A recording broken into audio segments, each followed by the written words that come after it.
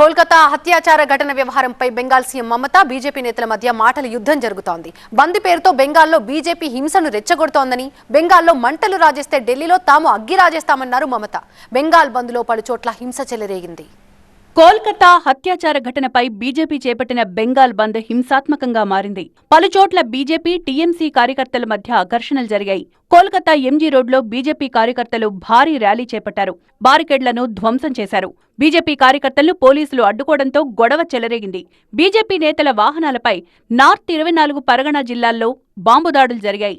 బాద్పురలో BJP నేత ప్రియాంక్ పాండే కారుపై తొలుత బాంబుదాడి జరిగింది. తర్వాత 6 రౌండ్లు కాల్పులు జరిపారు. ఈ ఘటనలో ప్రియాంక్ పాండేతో పాటు ఆయన డ్రైవర్కు గాయాలు తగిలాయి. ఈ దాడి దృశ్యాలు కెమెరాకు చిక్కాయి.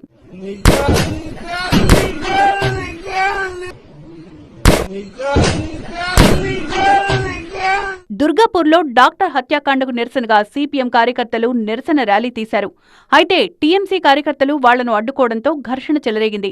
ఇరు వర్గాలు కర్రలతో దాడులు చేసుకున్నాయి. 2 పార్టీల కార్యకర్తలను లాఠీచార్జి చేసి పోలీసులు చెదరగొట్టారు. బీజేపీ బంద్పై స్పందించారు బెంగాల్ సీఎం మమతా. బెంగాల్ ప్రతిష్టను దెబ్బతీసేందుకే బంద్ పేరుతో హింసకు పాల్పడుతున్నారని ఆరోపించారు. టీఎంసీ ఛాత్ర పరిషత్ వ్యవస్థాపక దినోత్సవంలో మమత పాల్గొన్నారు. రేపిస్టులను ఉరితీసేలా చట్టం రావాలన్నారు. డాక్టర్ హత్యాచార ఘటనపై సీబీఐ దర్యాప్తు చేపట్టి 16 రోజులైందని, న్యాయం ఎక్కడ జరిగిందని మమత ప్రశ్నించారు. బెంగాల్ను బీజేపీ తగలబెడితే తాము కూడా ఢిల్లీని, యూపీని తగలబెడతామని కేంద్రాన్ని హెచ్చరించారు.